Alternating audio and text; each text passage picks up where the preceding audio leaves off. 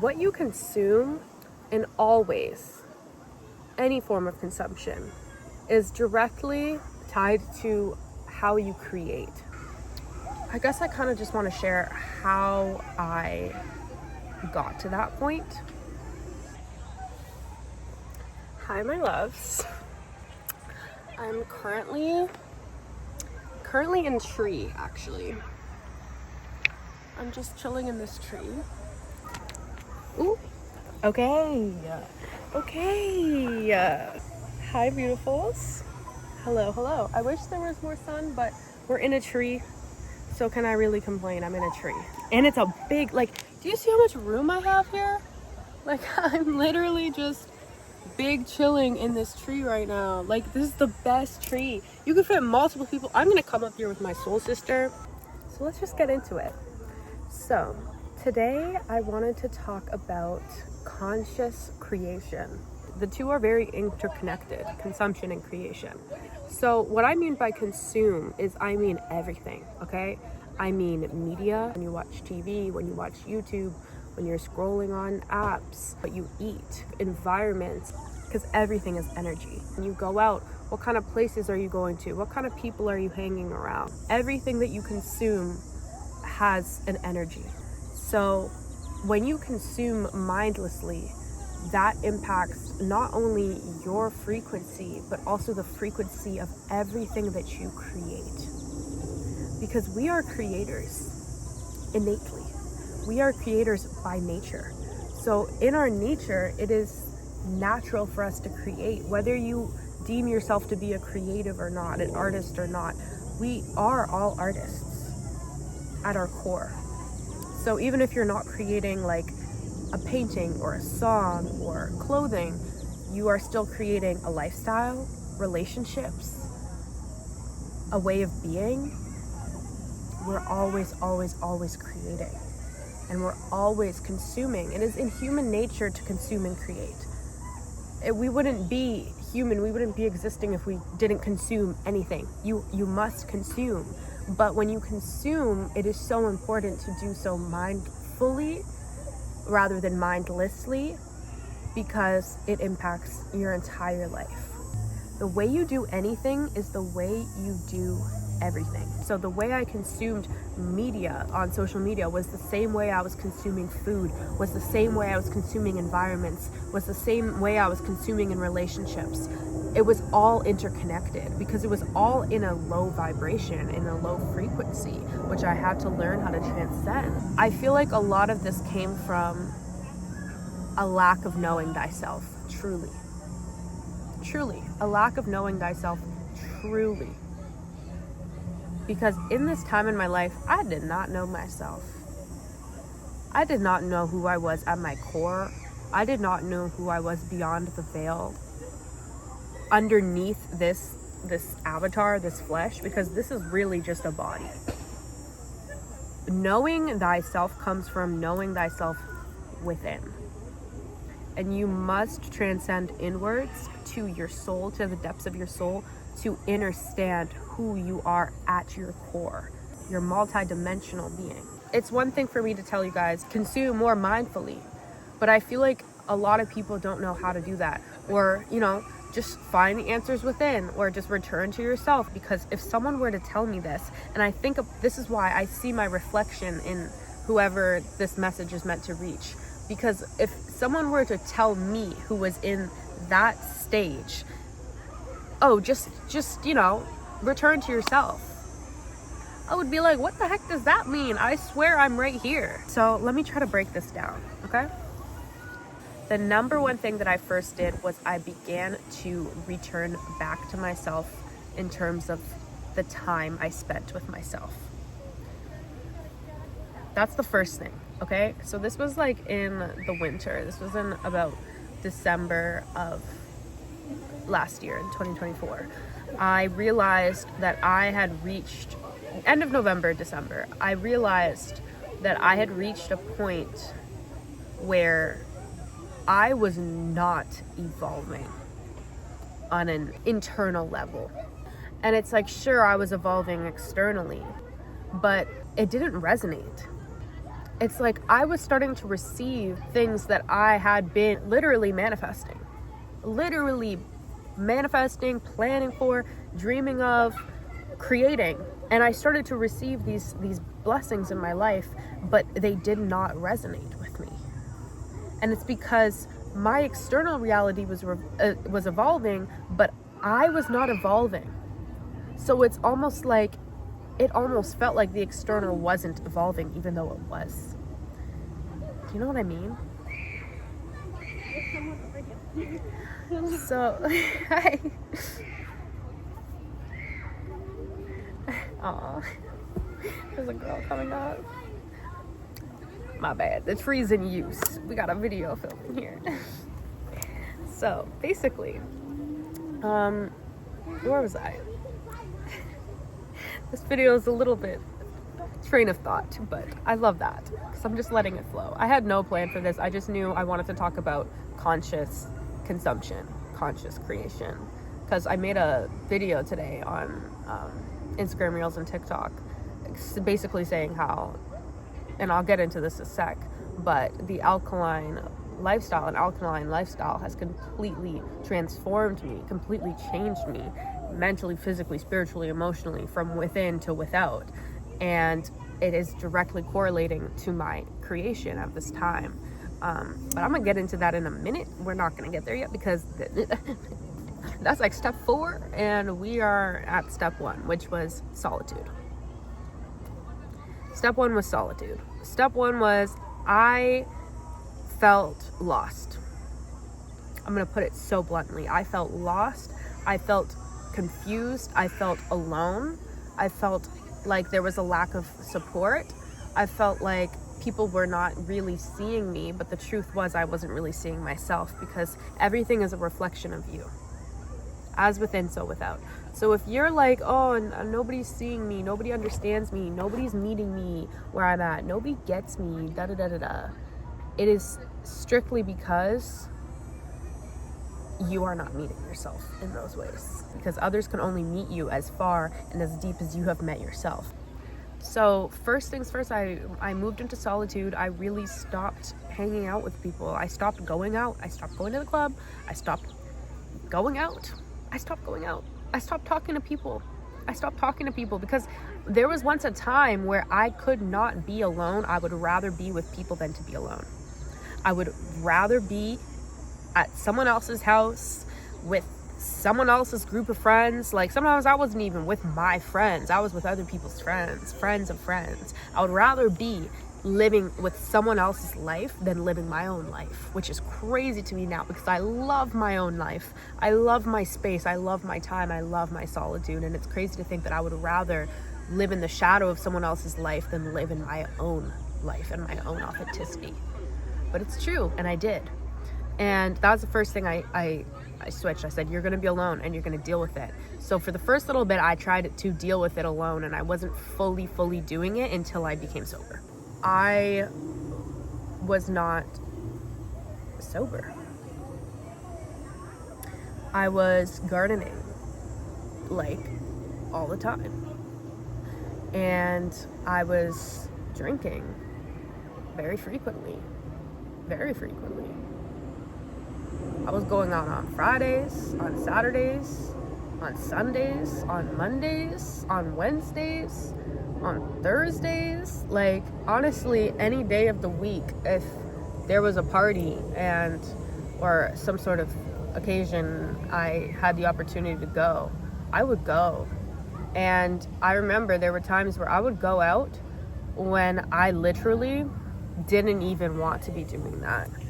And I would like force myself to get ready and force myself to put on makeup and put on an outfit and go to these clubs and drink and act like I'm having the best time ever. But in reality, I didn't want to be there, but I was there as a form of escapism, because I was like, well, I'd rather be out, getting drunk off my booty than sit alone and face the truth, and sit alone and face who I really am and what my purpose is and what I'm meant to do here and where I'm stuck and where I need to improve.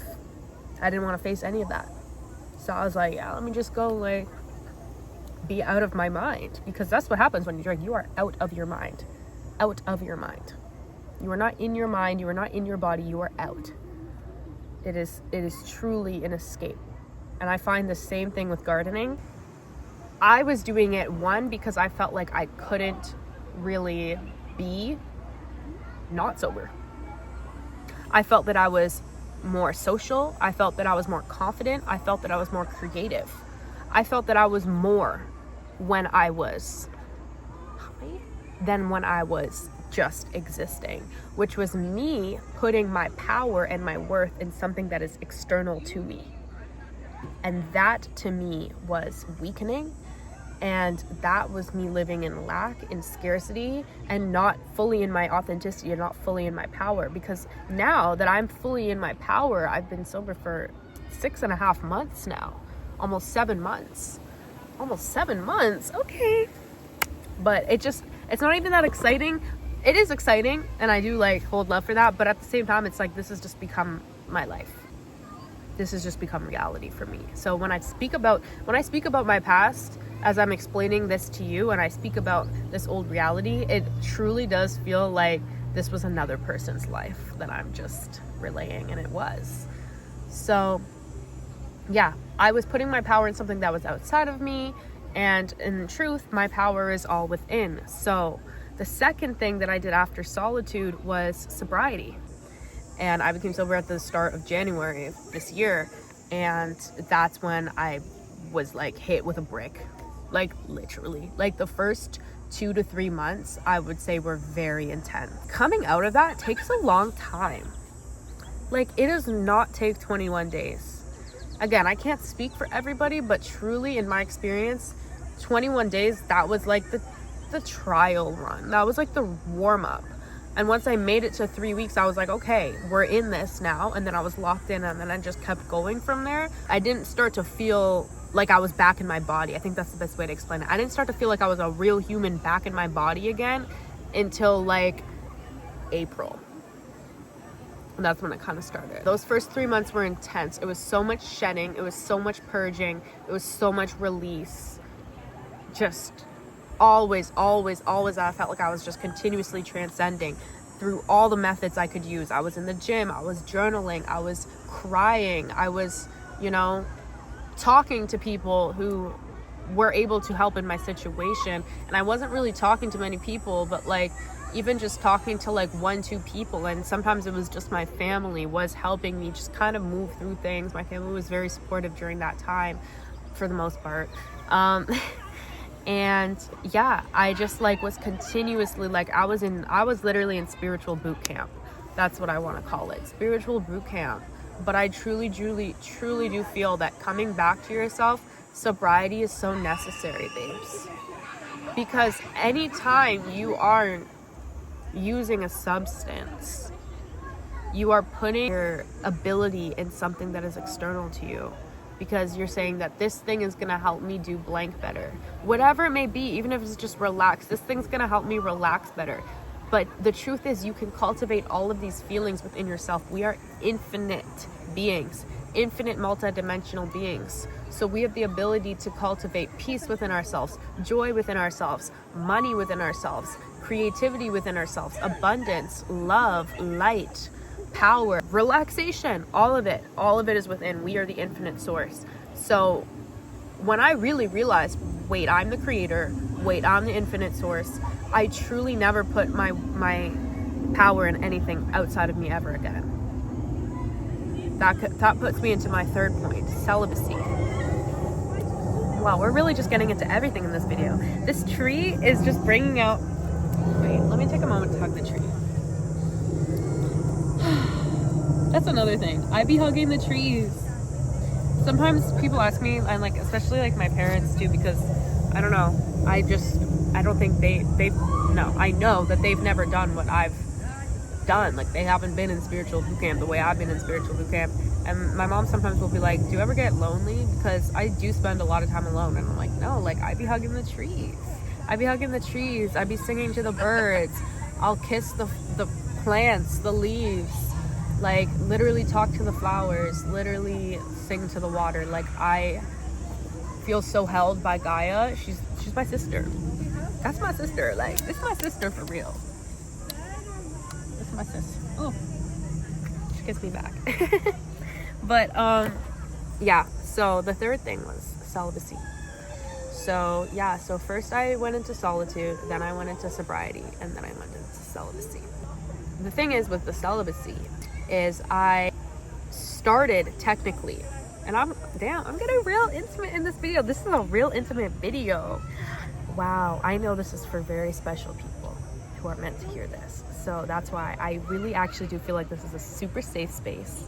And I just want to add right in here in this part of the video, because this might be a little bit of a longer video, that my comment section is a completely safe space, and so are my DMs. So if anything that I'm talking about kind of triggers or brings up any feelings, emotions, and questions, and whatever it may be, feel free to share your thoughts and your love and your curiosity in the comments, or send me a DM, and I try to answer as many as I can. But where was I? Yes, so I began the celibacy. Technically, I tried to start in November, around the same time that I tried to start the solitude thing. I was celibate for 3 months. However, it was not with 100% authority and sovereignty. I'm gonna be so honest with you guys. I was kind of celibate by default. It's like I was partially trying to be celibate, but at the same time, it was kind of default. Because I was in this solitude season, so I wasn't in similar situations to where maybe I would not have been celibate in the past. I wasn't talking to anybody, so I was kind of celibate by default. So I was celibate for 3 months, but it wasn't because I fully said I am celibate. I am good within, right? So then in February, I broke the celibacy. At first, I was trying to give myself grace, which I honestly think if anyone's on a celibacy journey and you happen to break the celibacy, especially if it's with a past lover, someone who you loved, and someone who you were intimate with in the past, which in my case that's what it was, I think it's very important to give yourself grace. Give yourself grace, because there's a lot more emotion that comes into that than just sex, than just like, I don't know what I feel like I can say what I want to say on this YouTube channel. It's not for kids, so I think I'm fine. It's a lot, especially when it's a past love, it is a lot deeper than just sex. And I know that, and you know that, right? Love. And I missed this person, and I loved this person still at this time, and I wanted to be with them again. And it touched a lot of wounds. And I remember the moment I was definitely very debating it, and I even said this, and I was like, I'm not sure, I'm trying to be celibate, but I ended up caving, and I ended up changing my mind. And at first I felt great. At first I was riding this high, and I was like, it's okay, I gave myself grace. And I also was very, I'm not gonna lie, naive, and I thought that we would end up being back together, and I thought that he was still the one, and I thought that, I thought what I thought, I'm feeling really held right now. I don't know, I just feel like whoever's watching, I've never talked about my story like this on the internet before, and I feel like I was holding back for a really long time, truly telling you guys how I got to this point. But now I'm like, no. I have to do this. Not because I have to, but because I would love to. Because I wasn't born in this stage of my life. I had to get here. And if I could help someone get here the way I got here, then that would make me feel infinitely grateful. So, yeah. So basically, I broke the celibacy. And I was a little delulu. And I thought that, things were going to change with this person. And they didn't at all. And that messed me up a little bit, I'm not gonna lie. No! You said go! Now I'm worn out. I'm gonna pause for a second. We're talking about some douche in the tree, and there's like a whole world going on down there. Okay, I got a bit quieter. So, yeah, I had to really learn how to love myself. Truly, I had to learn how to love and how to hold myself and how to be that one for myself. And know, this girl really screaming, and know that there is no love outside myself that is greater than the love within myself for myself. And make that promise to myself that, this is gonna be a forever thing. So after that point, when I broke the celibacy, I restarted it. And I've been celibate ever since then. It's July now, so I don't know. You do the math. I'm not counting anymore because I don't care. It's very different now. Because now I'm celibate by choice. I had to choose myself in that moment. I had to choose, you know what, babe? I'm putting you first. I'm putting you first, and I'm going to love you to the ground. I'm going to love you to the moon and back. I'm going to put you first. I'm going to show up for you. I'm going to care for you. I'm going to provide for you. I'm going to do everything for you. Everything and more. So anyone who comes into my life will only be adding to my life, never taking away. And it will be at a place where it's like I'm already at 100%. I'm at an infinite percent, actually, of the love I have for myself. So I'm not letting this love come in with any lack thereof. I'm okay where I'm at. I'm cool where I'm at.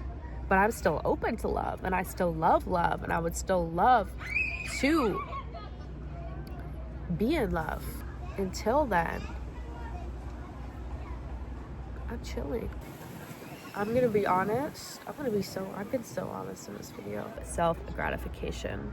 I do feel like it can be very spiritually sovereign and very spiritually powerful when it's done mindfully, because again, everything with intention, everything is energy. So I do not align with corn, nor do I condone corn, nor do I think that corn is mindful in any way. So I just want to make that clear. And this is from someone who used to consume corn and who no longer does that. Again, that is part of this whole journey. So in terms of self-gratification, I think it can be powerful if it's done mindfully. I think it can be powerful if it's done mindfully. And I think there's also power in also withstanding from that completely. It all depends on where you are at energetically. If you feel very in tune with your highest and you feel aligned to have an intimate session with yourself in a very spiritually empowering way, then do that. But if you feel like, you know what, is this empowering? Is this energetically vibrating at a high frequency? Like, where is this coming from? Is this coming from lack? That's the thing as well. You got to look at that. Is this coming from lack? Am I doing this because I miss sex? Am I doing this because I, want to be intimate with someone, but I can't, so I'm going to do this instead? Or am I doing this because I want to be turned on by the divine? I want to be turned on by myself, by my own energy, by God, by source, by energy, by creation. Like, if it's fully what's the word I'm looking for? Autonomy. If there's full autonomy, I think that's what I'm trying to say. About doing it about you, like you are doing this about you, like you turned on by you, like you getting intimate with you because you love on you, then do that. But if it's coming from a lack and a longing of another person, then I would say then maybe it's time to abstain.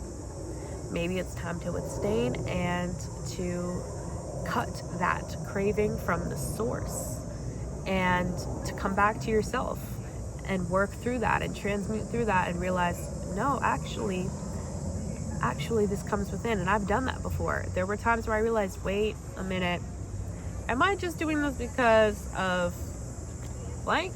I realized I was. So I withheld from that, and in that time withholding from that, I realized that I became extremely turned on by creating.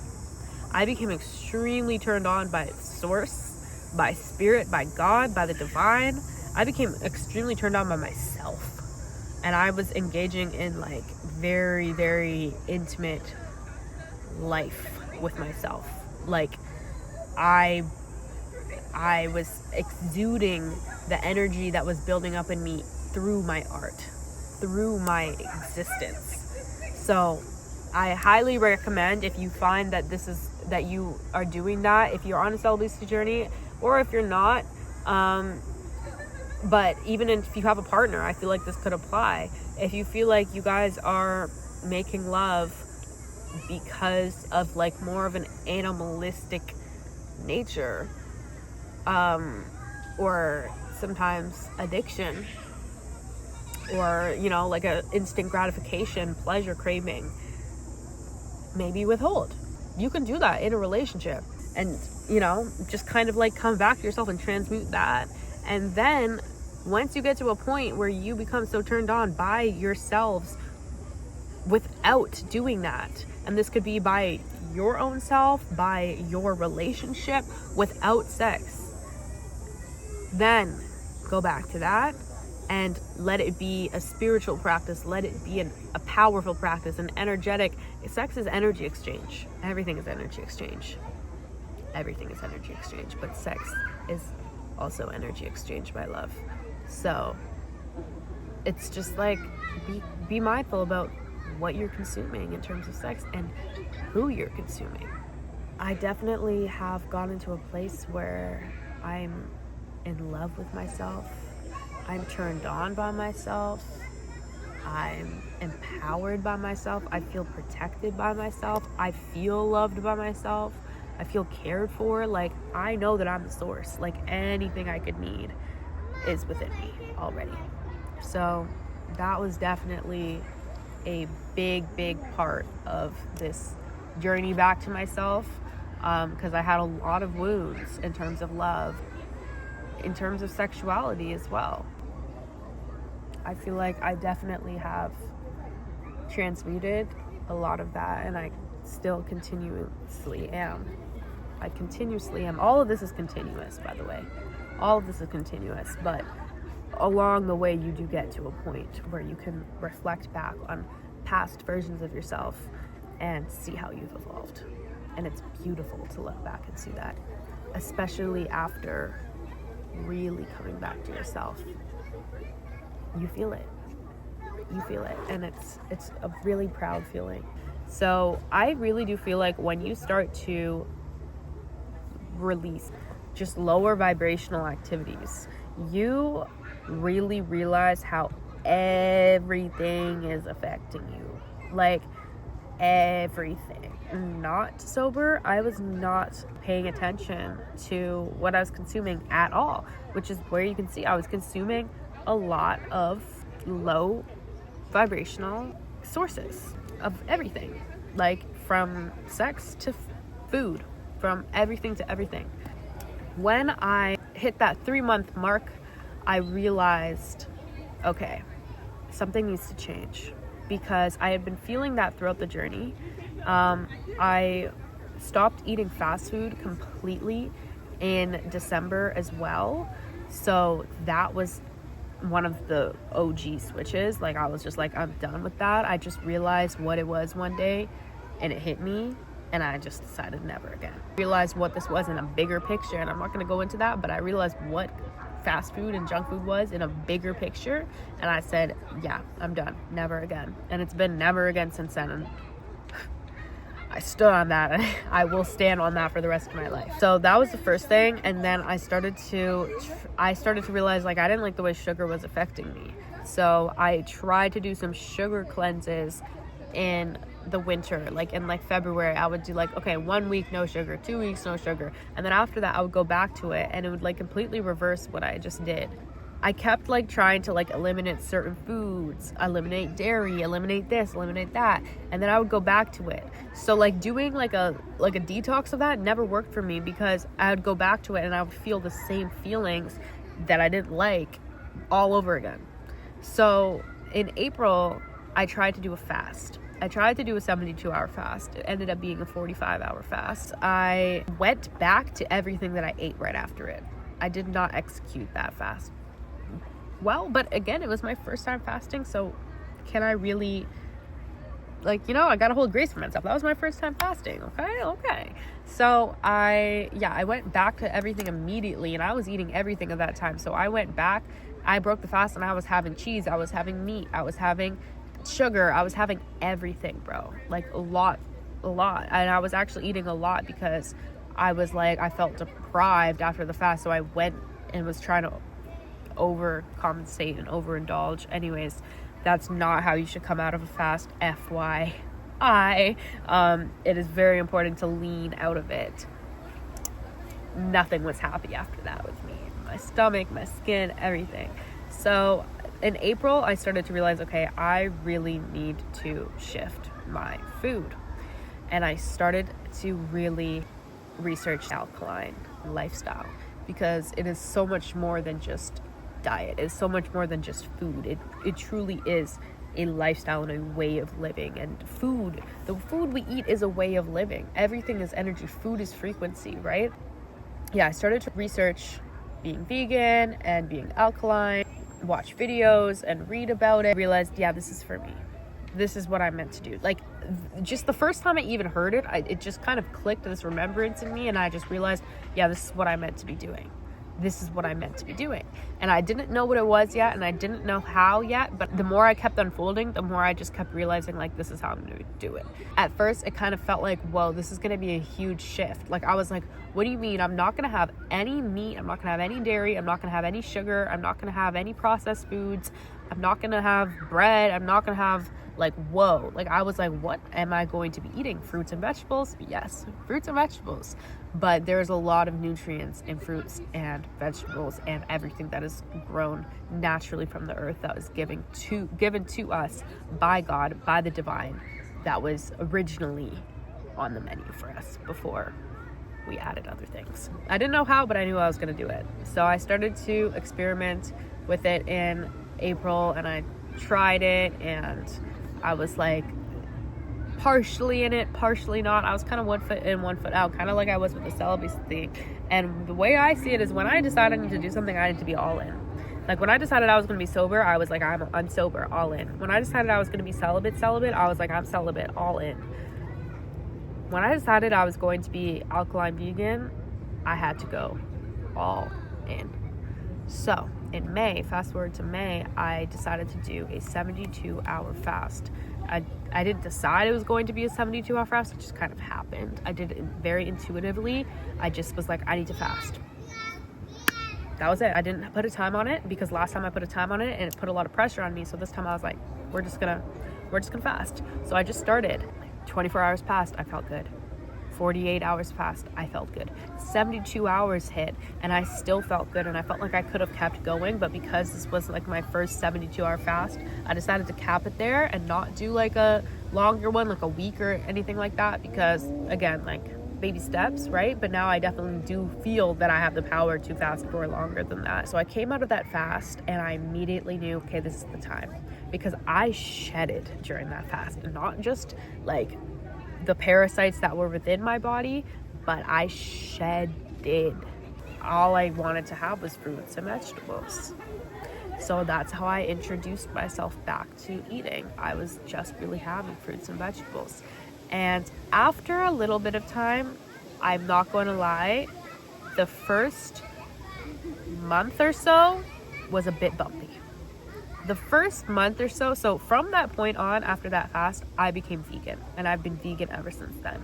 But in terms of alkaline, the point is with alkaline is you're not eating anything that is acidic in the body. Vegan is not that, which is why I don't align with being vegan, because you can be vegan and you can still eat foods that are acidic, that still cause inflammation, that still make you feel like shit, basically. So at first I was being vegan and I was not seeing the results that I have seen now since being alkaline. I still felt bloated, I still felt lethargic, I still felt like I wasn't electric, lacking energy. I didn't feel like I was thriving. I didn't feel like my skin was thriving, my hair was thriving. Like, I was like, this can't be right. This can't be right. I was like, I'm vegan, but I'm not feeling electric. And then I realized I have to be alkaline. And I knew that from the jump. So yeah, so at first I was like, no animal product. And I did that. And after about the month of that, I was like, okay, I'm going to get serious. I'm going to get serious about this. I'm going to get serious about my life. I'm going to get serious about my diet. I'm going to get serious about everything that I'm consuming, because I've done so much thus far. I've been sober. I've been celibate. I've been vegan. I can do anything. I literally realized, wait, I can do anything.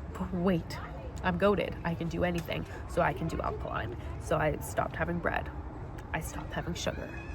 I stopped having packaged foods. I stopped having canola oil. I read every package.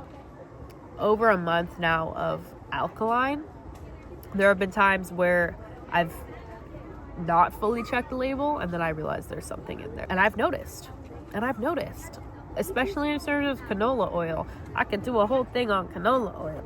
There's been times I was like eating something and I was like, damn, like I don't really feel that great after eating this. And I look at the package and it contains canola oil, and I'm like, damn, that's why. Okay, ever since making that shift, I want to say like mid-June or so, like I haven't felt better. I haven't felt better. Like yet. And I know it's only getting better. But yeah, no, like my skin is looking amazing. My body feels amazing. My body looks amazing. I feel electric every single day. I feel electric off of the foods that I'm eating.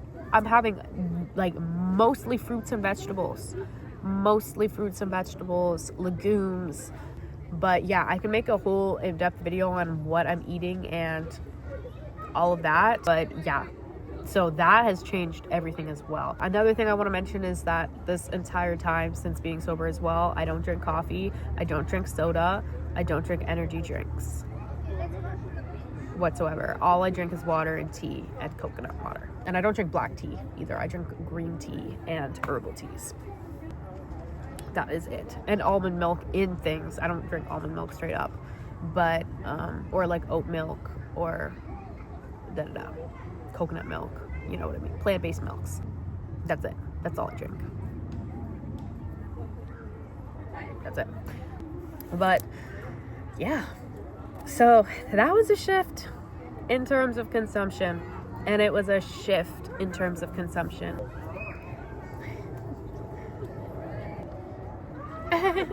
Hey. So over the last 6 months of returning to myself, I definitely have been creatively evolving and coming back to myself as well. So as my creativity has been heightening, I feel like by default my consumption had lowered. There was once a time where I used to consume far more than I created. And I would see other people do things and I would go, damn, I wish I did that. Damn, I wish I could do that. And I was operating in competition and in jealousy and in the lower realms. And envy and all those human emotions, but lower vibrational emotions, okay? And I transcended that and I alchemized it completely. And I learned how to transmute all of those energies into something that is more high vibrational. So I don't see jealousy as jealousy. I see jealousy now only as inspiration. So if I see someone do something and I'm like, past me maybe would have been jealous of that. Now I'm go, wow, that's beautiful, that's inspiring. And then I go create something that is my own. Envy. Oh, I'm envious of this. I wish I could be like that. Oh, wait, I look myself in the mirror and I go, wait, I am that. Wait, my life is really cool. my ideas are really cool. My creation is really cool. I'm really beautiful. I'm the Pinterest board, okay? I don't look at the Pinterest board and I go, wow, I wish I had that. I go, wow, I see a reflection of boom, boom, boom, boom, boom in my life. Create it. Limiting consumption. I do not scroll. I don't scroll on TikTok or Instagram. I don't follow anybody on any of those apps either, so I really have no business scrolling. I only open Instagram to post. So that's a big thing that switched. It's like I used to open Instagram in the past to scroll. Like I would go, oh, I want to go on Instagram, and I'd like scroll. Oh, I want to go on TikTok to scroll. It's so weird that I used to think about that, because now it's like if I'm opening Instagram, it's because I have something to post. I have a reel to post, I have a post to post, I have a story to post. I have something to post. I don't open that app unless I have something to post. Genuinely. YouTube is a bit different, but I consume very mindfully on YouTube. My YouTube feed is very attuned to me, so if I'm watching something, I know that it's aligned with me and it's a message that I'm meant to be hearing to just spark something within me. I'm also very mindful about like what I watch on TV, and I actually had a slip up in this in the last few months, which I'm going to talk about. So there was a time where I was not consuming anything on TV. Anything. Like I didn't watch TV for months. I did not watch a show, a movie for months. Like months. And I realized like I actually didn't want to do that anymore, because there's actually a lot of inspiration that can come from television, and sometimes it's just good to like disconnect your mind from what you're creating and just watch another person's creation. Like as a creative, sometimes it can become like, sometimes you're just always in creation mode. Sometimes it is nice to just sit back and be a viewer. You know, sometimes it's just nice to sit back and watch something that someone else has created, and like you can gain inspiration from that, or you can just watch it, like whatever. But like it's actually it's very powerful to watch a movie or a show or something that sparks inspiration in you, or that is just like relaxing in a sense. However, again, mindfulness is the key. If you're watching something and it's making you feel like you're out of alignment, don't watch it. If it aligns with you, watch it. If it doesn't align with you, scroll. You can treat the TV like a thing. You can scroll on the TV. If you don't like it, scroll. I'm very picky about TV shows. If I start a TV show and then I don't like it 3 episodes in, I will stop it. I'm not about, oh, wait till it gets good. No, because if I don't like watching it, well, I'm going to sit here and force myself to watch this if I don't like watching it. I'm going to find something that I like watching from the get-go. I just don't have the energy to spend consuming anything that doesn't align with me in the highest vibration. I have learned to set up very bold boundaries in terms of the time I spend with other people after my solitude season and after everything that I've just kind of traveled through in the last year or so, but especially these last 6-7 months. And I've learned to be very picky with who I hang out with. Genuinely. There's like one person that I regularly hang out with, because when we are together, we are always in the highest vibration. And even when we're going through things, because we're human, we go through things. Even if she's going through something, if I'm going through something, we always take the highest self perspective of whatever that thing is. Okay? I don't feel like when I'm with her, I have to lower my vibration to be hanging out with her. Because the thing is, when you have transcended to the higher realms, it is very painful to hang out with people who are not in such a dimension. It is very painful. It does not feel right. In fact, it makes me feel sick. It makes me feel sick sometimes. Like when I'm in certain spaces, like for example, malls, I can't do them. I won't do them. I have no interest to step foot in a mall. I love restaurants though. Like I love going out. I love being out. I love like walking around the streets and, you know, going to festivals, going to events, going to markets, and just trying new things, being out and about. But the way I love being outside is being out in nature. I love being out in nature. This is how I love to consume my outside time. Truly. I really, really do. But I also like going to shops and, you know, meeting new faces, but all in moderation and all with intention. So again, like I got this today. I was on my way walking to the park and I saw this little garage sale. So I got this and this, a couple other things, but they're down at the bottom of the tree. And like, this is something that I love. Like, I love to support someone's garage sale. Like, there's these beautiful ladies, these very nice women, they're just selling these things on the side of the road. You can just tell that they're items that have been loved, you know.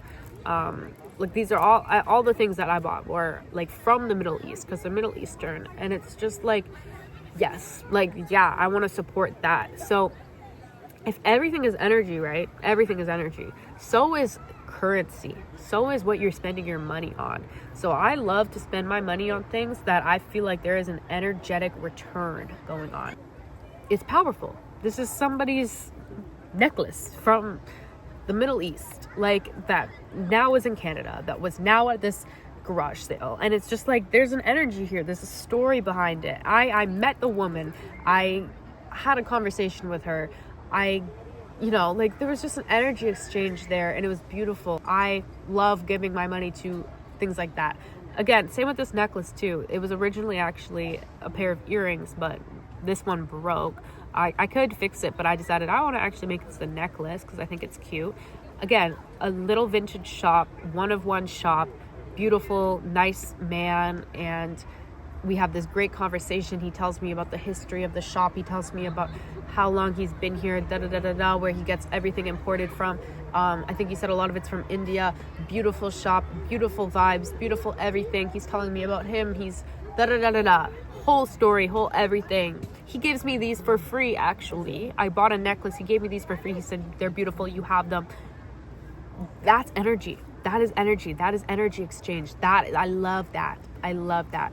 Again, this same thing. Random lady on the street selling this. Oh my God, it caught my eye. So beautiful. I want to get it.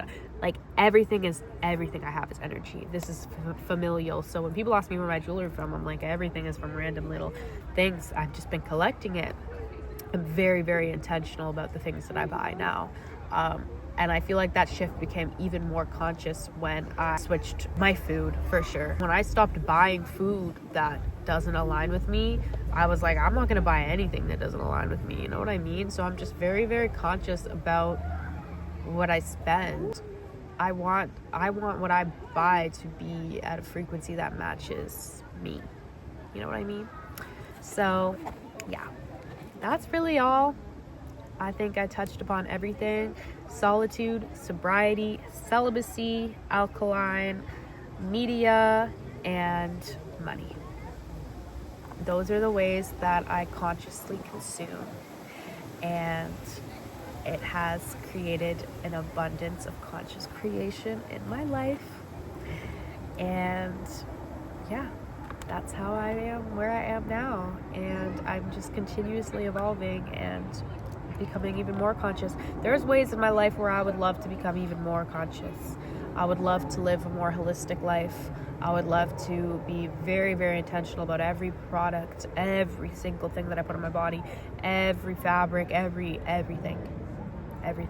So that's obviously a journey, and we are on our way with that. But one step at a time. I'm very, very proud of where I am and very grateful to be where I am. In general, I mean, look at this. Look at where we are right now. Ooh. This is where we are. And I'm so happy to have shared this space and this time with you. We got very intimate just now, very vulnerable, and I love that. And I love you, and I pray that this reaches all of the beautiful souls that are aligned with this message at this time in their life. And please, please, please leave a message in the comments or DM if you feel called to. And this is a very safe space to express where you are in this journey called life. And yeah, I love you, I love you, I love you. And I will see you very soon again. Goodbye from me. Goodbye from Gaia. Bye.